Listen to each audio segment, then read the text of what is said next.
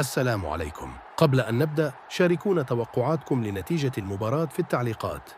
الاتحاد في مواجهة الشارقة ضمن مباريات الجولة الرابعة في دوري أبطال آسيا للنخبة.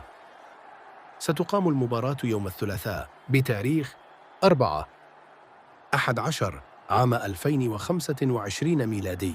ستنطلق صافرة حكم المباراة 6:15 مساءً بتوقيت المغرب، وموريتانيا 7:15 مساءً بتوقيت الجزائر، وتونس 8:08 مساءً بتوقيت مصر، ليبيا والسودان 9:09 مساءً بتوقيت السعودية، اليمن، العراق، سوريا، فلسطين، لبنان، الأردن، الكويت، قطر والبحرين 10:10 مساءً بتوقيت عمان والإمارات. ستقام المباراة على ملعب استاد الإنماء. ستعرض المباراة على قناة بي إن سبورت 3 بتعليق عامر الخوذيري.